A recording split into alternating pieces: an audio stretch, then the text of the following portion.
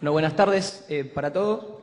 Mi nombre es Fernando Gonti y esta presentación va a ser sobre los resultados de un análisis de seguridad que estuve haciendo en estos últimos años y todavía continúa para un organismo del Reino Unido que se llama CPNI, que es Centro para la Protección de la Infraestructura Nacional.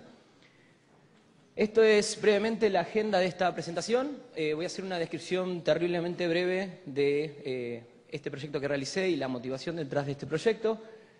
Luego vamos a pasar por una comparación muy breve entre las características de IPv4 e IPv6. Luego discutir algunos... Esto no, se está tocando solo.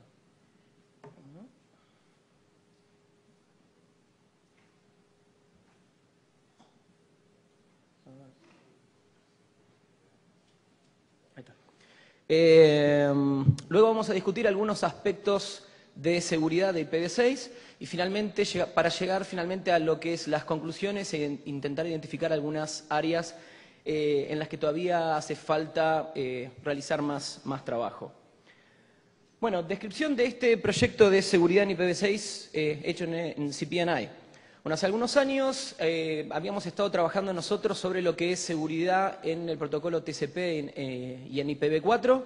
El resultado de ese proyecto fue la publicación, el resultado final de ese proyecto fue la publicación de un par de documentos que en total fueron algo así como unas 160, 200 páginas, con recomendaciones principalmente para implementadores de los protocolos sobre cómo hacer una implementación segura de esos protocolos. En el momento en que nosotros publicamos esos resultados, en la comunidad es como que se argumentó, bueno, ¿por qué no hacíamos el mismo tipo de trabajo sobre IPv6? Bueno, y justamente el proyecto que estoy presentando yo ahora es los resultados de hacer el mismo tipo de trabajo sobre IPv6. La metodología de trabajo fue básicamente comenzar haciendo un análisis de seguridad de las especificaciones correspondientes. Por otro lado, también intentar analizar las implicancias de seguridad de algunas técnicas o alternativas de implementación. O sea, recuerden ustedes que en muchos casos a veces los estándares dejan vacíos o dejan algunas cuestiones medio abiertas. Bueno, intentar identificar potenciales problemas de seguridad. En algunos casos, en particular en aquellos en los cuales no existían herramientas para hacer ensayos, producir las herramientas, intentar realizar los ataques obviamente en laboratorios y finalmente publicar un grupo de documentos en los cuales se especifiquen mejores prácticas, en general para lo que es la implementación de estos protocolos, pero también algunas de ellas para lo que es el deployment de estos protocolos en redes. Bueno, actualmente todavía continuamos colaborando con fabricantes y algunos otros organismos. Básicamente ellos revisan los documentos, hacen ensayos y demás. Y nuestra idea es publicar el resultado de este trabajo en estos próximos meses. Actualmente ya el trabajo escrito tiene más de 200 páginas y es como que se expande con el tiempo, ya que, como mencionaba yo ayer, IPv6 es en algunas áreas como un moving target, es decir, siempre se van publicando actualizaciones, especificaciones nuevas y demás. Bueno, una comparación muy breve de lo que es IPv4 e IPv6. Acá voy a comparar yo nada más que aquellos aspectos que hacen a lo que es la funcionalidad básica de los protocolos. Obviamente hay muchísimos aspectos en los que cambian los protocolos, cosas específicas, campos de los paquetes y demás. Acá estamos analizando nada más diferencias en lo que hace a los protocolos para proveer esa funcionalidad básica de poder enviar un paquete de un determinado origen a un determinado destino. La diferencia más elemental entre ambos protocolos es obviamente el tamaño del espacio de direcciones, 32 bits en IPv4 contra los 128 bits en IPv6. Luego, lo que hace a, por ejemplo, características de autoconfiguración, la cuestión no es tan distinta en materia de funcionalidad, pero sí en los protocolos que se utilizan. En IPv4 se utiliza DHCP y también existe lo que es Router Solicitations y Router Advertisements, aunque el deployment de estos mecanismos para lo que es autoconfiguración no fue tan amplio. En lo que es IPv6, autoconfiguración se hace con Router Solicitations y Router Advertisements. También se puede hacer con DHCP versión 6, con la particularidad de que es opcional y no es mandatorio. Y algo que yo, marqué en esta fila de la diapositiva es de que por el hecho de que lo que es Neighbor Discovery utiliza en IPv6 Multicast, y Multicast en IPv6 utiliza lo que es el MLD versión 2, Acá incluí este protocolo en la fila en cuestión, o sea, MLD no es que se utilice en sí para autoconfiguración, pero como consecuencia de estar utilizando Neighbor Discovery, que utiliza Multicast, se hace necesario este protocolo. Y algo interesante es que, si alguno leyó la especificación de MLD versión 2 en particular, el protocolo es bastante complejo. Para lo que hace a resolución de direcciones, en IPv4 es el Address Resolution Protocol, bastante simple, y en IPv6 es una combinación de Neighbor Solicitation y Neighbor Advertisements. También de vuelta en este caso, como se utilizan servicios de Multicast, también hace falta la utilización del Multicast Listener Discovery Protocol. Soporte de IPsec es opcional en IPv4. Suponía ser, o supone ser todavía mandatorio en IPv6, aunque en una revisión de lo que es el documento de requisitos a los nodos, aparentemente la cosa está siendo encaminada para que la implementación de IPv6 sea recomendada, pero no mandatoria.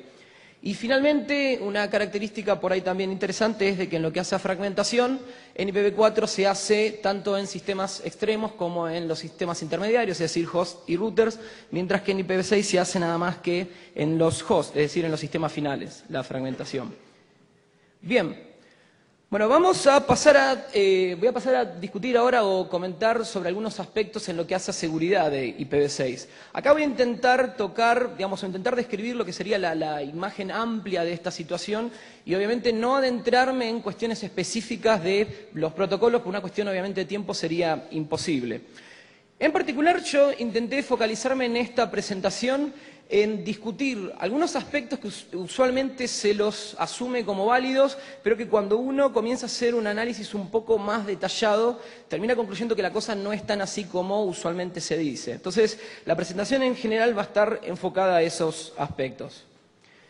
Bueno, primera cuestión o mito, si así se lo quiere. Desde hace muchísimo tiempo se vende el protocolo, se utiliza como argumento de marketing para IPv6 el hecho de que IPv6 tiene tiene mejoras de seguridad por cuestión de tener soporte mandatorio de IPsec.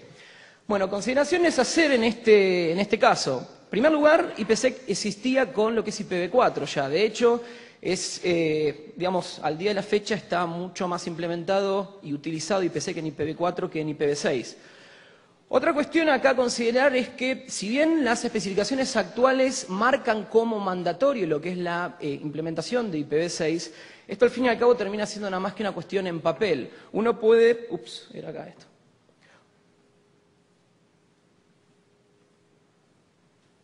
¿Cómo se usa esto?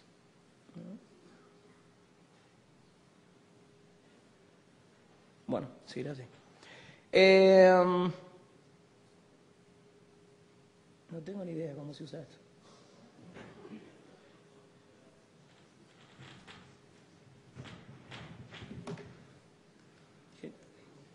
Tiene un ataque de negación de servicio esto.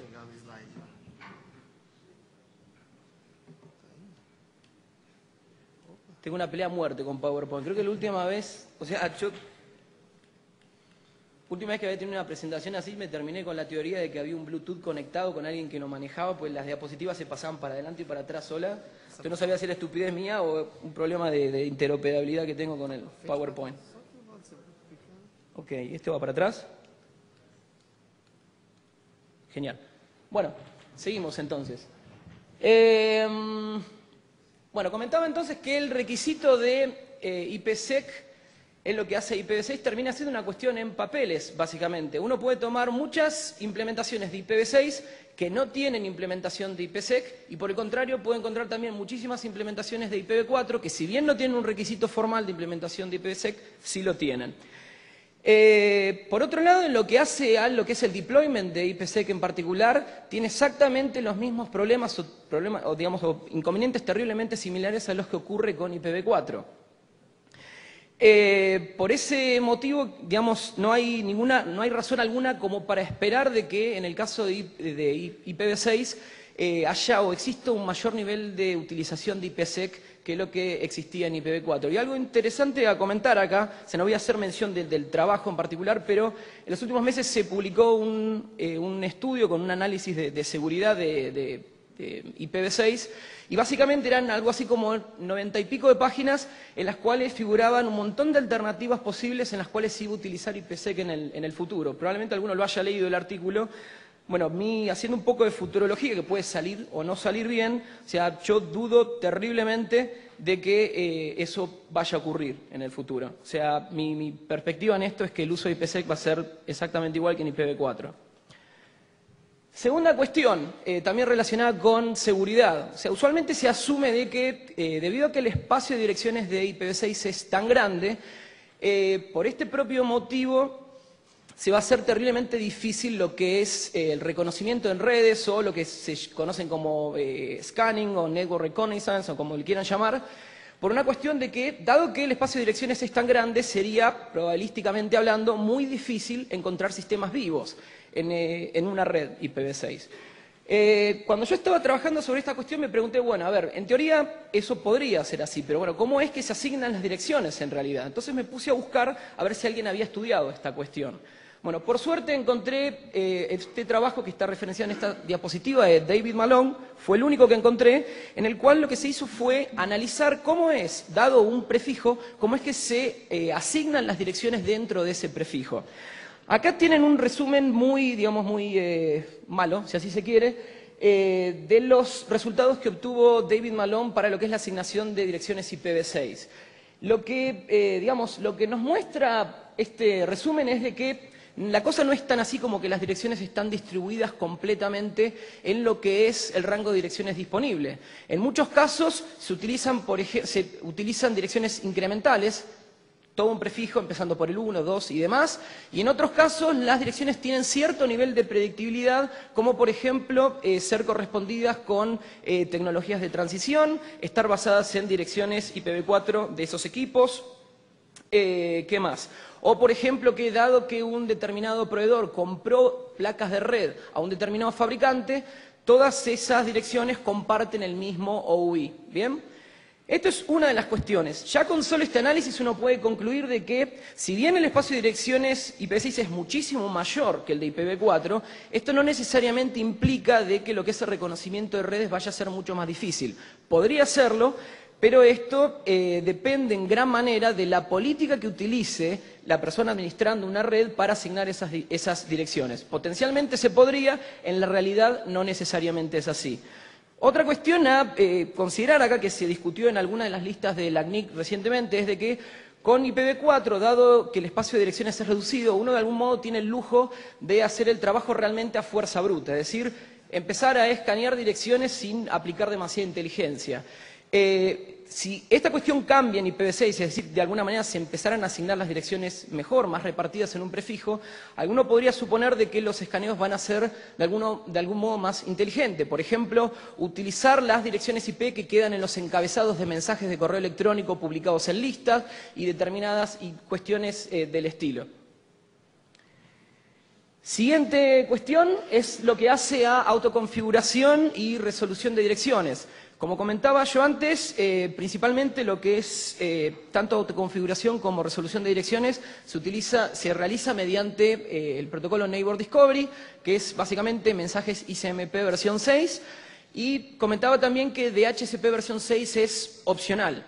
En lo que hace a lo que se conoce como stateless autoconfiguration, que es decir, con mensajes Neighbor Solicitation y Neighbor Advertisement, es bastante más, digamos, más poderosa la autoconfiguración en IPv6 que en IPv4, o muchísimo más poderosa, si así se quiere. O sea, los router solicitation y advertisement en IPv4 simplemente proveían información de un router y punto, mientras que en IPv6 digamos, me permiten a mí anunciar variedad de prefijos que están on-link o no y otras tantas cuestiones, pero obviamente esto también brinda a alguien que quiera explotar estos mecanismos con fines no legítimos, también brinda una variedad de vectores.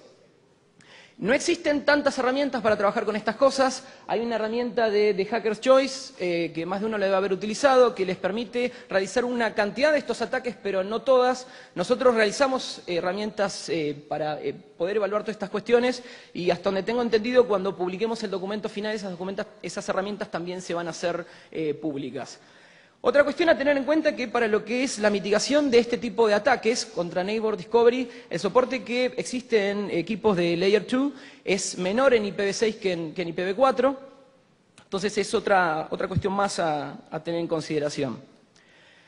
Por último, en lo que hace a este tópico de autoconfiguración y resolución de direcciones, es hacer algunos comentarios en lo que respecta a Zen. Usualmente cuando uno discute esto, la respuesta que obtiene es, bueno, pero entonces si estás preocupado por los problemas de seguridad en Neighbor Discovery, tendrías que estar utilizando Zen. Es el mismo tipo de respuesta que uno obtiene cuando se preocupa por seguridad y alguien le dice, bueno, si tenés problemas de seguridad tendrías que estar utilizando IPsec.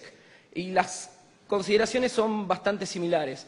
Bueno, Zen provee una cantidad de funcionalidades. En esta diapositiva intenta resumirlos. O sea, el resumen no sé si tiene tanto sentido porque, una cosa es listarlo y otra es entenderlo. O sea, confesión mediante, leí las especificaciones en cuestión fácil 4 veces y creo que me haría falta algunas veces más también.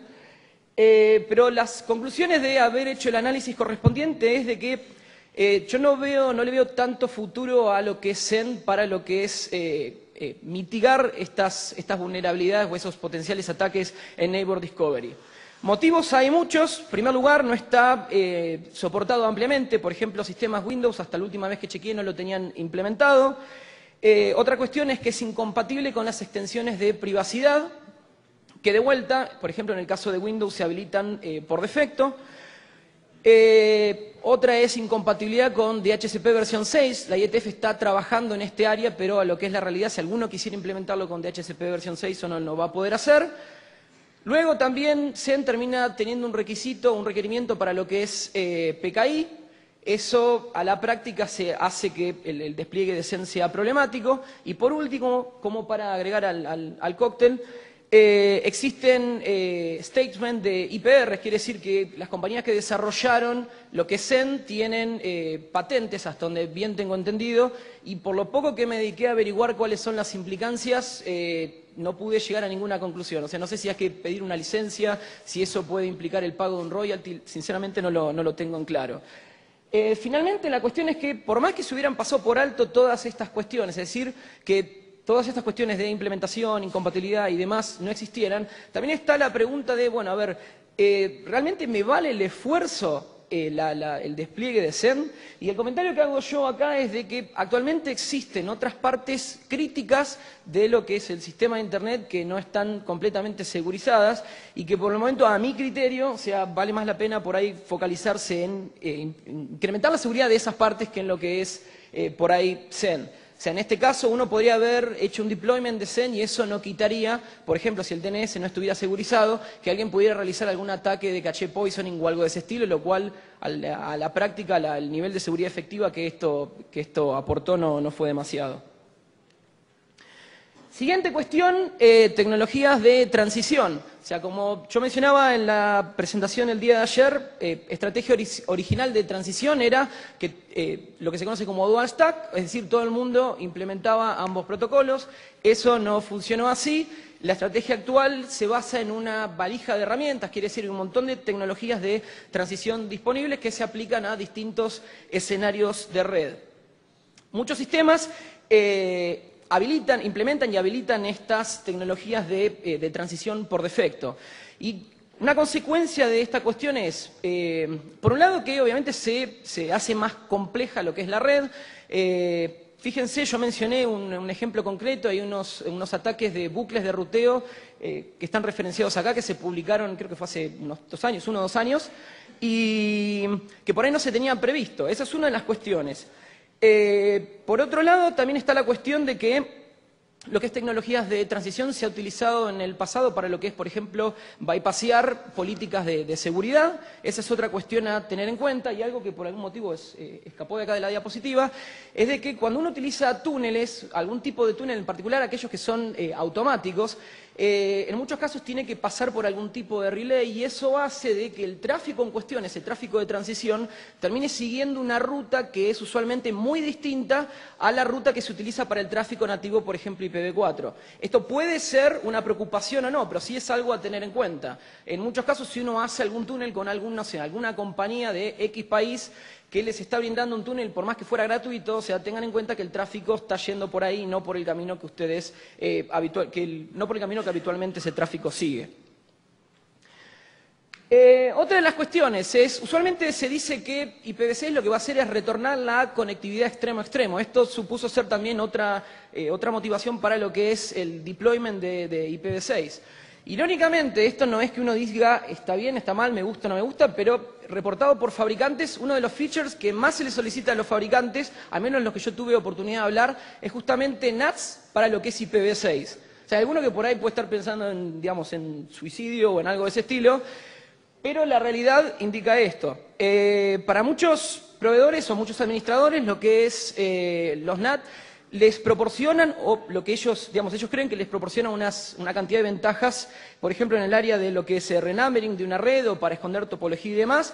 Y ajeno que esto alguno pueda hacer un juicio de valor si es bueno o es malo, están equivocados o no, esta es la percepción de muchos operadores y es algo que tienen pensado en implementar. Por otro lado, otra cuestión a tener en cuenta es de que algunas tecnologías de transición, requieren el uso de NAT, ejemplo NAT64. Entonces, esto nos da un poco la idea de que es bastante probable que al menos en los próximos años y durante un buen plazo, la red tenga la misma cantidad de NATs o incluso por ahí más. Y finalmente una cuestión a tener en cuenta es de que usualmente se hace el análisis de que lo que es conectividad extremo a extremo es algo completamente deseado que todo el mundo quiere tener. Bueno, como sorpresa por ahí para mí, pero en lo que fue el trayecto de este proyecto, hablando con individuos desde proveedores, operadores y demás, en muchos casos no se lo ve tan así esto. Es decir, muchas personas trabajando, pensando en el deployment de IPv6, argumentan que en realidad para lo que son, por ejemplo, los sistemas que tienen en el extremo de una red, ellos realmente no desean conectividad extremo a extremo y que básicamente lo que apuntan es, incluso si potencialmente pudieran tenerlo, hacer deployment de algún tipo de firewall stateful, que básicamente lo que haría sería permitir tráfico solamente si es en retorno a tráfico que yo previamente había enviado al exterior. O sea, lo cual de alguna manera indica que con o sin NAT, básicamente la situación en materia de conectividad seguiría igual. Bueno, un comentario muy chiquito sobre lo que es implicancias de IPv6 en redes IPv4. Y alguno por ahí se puede hacer la pregunta, bueno, ¿qué me molesta IPv6 o qué implicancias puede tener IPv6 en una red si utilizo IPv4? Bueno, la cuestión acá cada vez que hablo con más personas en este aspecto, siempre alguno tiene alguna anécdota extra para contar de algo que le pasó relacionado con esto, es de que, como mencionaba yo antes, muchos sistemas, como por ejemplo Windows, habilitan tecnologías de transición por defecto y en muchos casos sucede de que algún administrador supone que está aplicando determinadas políticas de red donde está filtrando determinado tráfico, pero esas políticas las fuerzan en IPv4 pero pasan por alto lo que es IPv6. Entonces, esta es una cuestión a tener en cuenta. Esto no quiere decir que lo que es tecnología de transición además sea algo malo, indeseable o lo que fuera, pero sí la cuestión es de que si uno supone de que está aplicando determinada política, tiene que tener en consideración si esa política también se respeta cuando el protocolo utilizado es IPv6. Y que por más que no tenga un soporte nativo de IPv6 en la red en cuestión, por ahí la conectividad podría estar siendo dada por tecnologías de transición, llámesele Teredo o cualquier otra tecnología que fuera. Bueno, algunos comentarios. Estos comentarios van a lo que hace trabajo a futuro, es decir, qué cosas harían falta en un futuro en materia de lo que es seguridad en IPv6, si así quieren. En mi criterio, una de las cuestiones que hace falta es básicamente forzar las implementaciones a ataque. Obviamente la cuestión acá uno apuntaría que eso se haga en un laboratorio y que lo hagan los propios fabricantes. Con algunas pruebas que nosotros hemos hecho, encontramos una variedad de vulnerabilidades de denegación de servicio. Típica vulnerabilidad donde hay una determinada cantidad X que se puede reservar en ese sistema, entonces el fabricante no impone límites, entonces uno puede terminar tomando toda la memoria del sistema o cuestiones de ese estilo. Tengo que decir de que si bien hubo colaboración con los fabricantes, la respuesta no fue necesariamente la esperada. En muchos casos, pese a que les enviamos incluso las herramientas, manual para las herramientas, pruebas, propuestas y demás, en muchos casos las pruebas tomaron muchísimo tiempo, en otros casos por ahí no se hicieron. Otra cuestión es mejorar lo que es el soporte de IPv6 en dispositivos de seguridad. Acá en general es menor, ya sea en materia de performance o de features. Y en lo que es training es otra cuestión que también es muy importante. O sea, yo argumento en particular de que, digamos, ajeno a la decisión, o sea, acá no se está tomando postura de implementar, no implementar lo que es IPv6, pero la cuestión es que cada vez que uno implemente una tecnología en una red, tiene que hacerlo con conocimiento de la tecnología y obviamente también de las cuestiones de seguridad correspondientes. Entonces esto, digamos, la idea es de que hace falta un training y una capacitación previa a que se haga el deployment de IPv6. Y por último, en lo que hace a conclusiones, de vuelta, me parece terriblemente importante de que antes de lo que es el deployment de IPv6 se hagan las consideraciones de seguridad. Esto es, impleméntelo, el que haya planeado implementarlo, pero haga los análisis de seguridad correspondientes. Por otro lado, si uno analiza lo que sería la tendencia de lo que sería seguridad en la red, la cuestión es bastante compleja. Alguno podría argumentar de que en el corto plazo por ahí las cuestiones de seguridad o problemas de seguridad van a aumentar por cuestiones lógicas. El código IPv6 es muchísimo menos maduro que lo que es el código IPv4. Y aparte, dado todo lo que tiene que ver con tecnologías de transición y demás, eso agrega complejidad a la red y la complejidad todo el mundo sabe que es enemigo de lo que es seguridad. Ahora, en lo que sería el largo plazo, sería bastante difícil medir el tiempo, pero en aquel momento en que nos quitemos bastante encima todo lo que sería tecnologías de transición y demás, mi idea es de que el nivel de seguridad va a ser muy comparable a lo que es IPv4.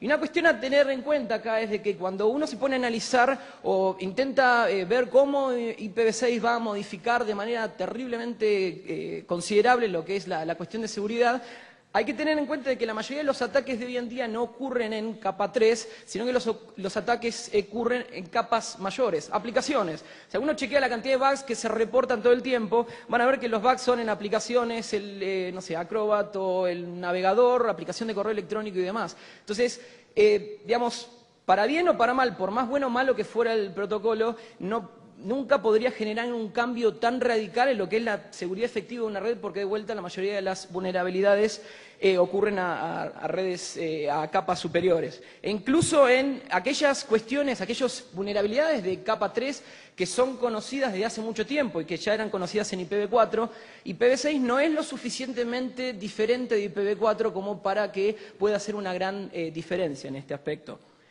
Bueno, antes de pasar a las preguntas, que no sé si las habrá, o sea, quería hacer agradecimientos a CPNI, que la verdad me dieron un montón de soporte en lo que es este trabajo sobre seguridad en IPv6, y por otro lado porque también pudieron de alguna manera soportar las demoras. Esto es, como yo decía, un moving target. Comencé con una cantidad de páginas a revisar y a medida que pasa el tiempo eso se va incrementando cada vez más de una manera insoportable. Y luego a Cristian, Ruth Puente y Florencia Bianchi, que los organizadores de este evento, que se encargaron de darme el soporte y permitir que yo estuviera en este evento. Ajeno al tiempo que pueda haber acá para preguntas, les dejo mi dirección de correo electrónico y una dirección web donde se pueden encontrar algunos trabajos, y cual sea la pregunta que tengan, siéntanse libres de hacerla, por correo o cuando fuera. Gracias, Fernando. ¿Hay alguna pregunta para Fernando? ¿Alguna pregunta del público? Bueno, agradecemos a Fernando su presentación.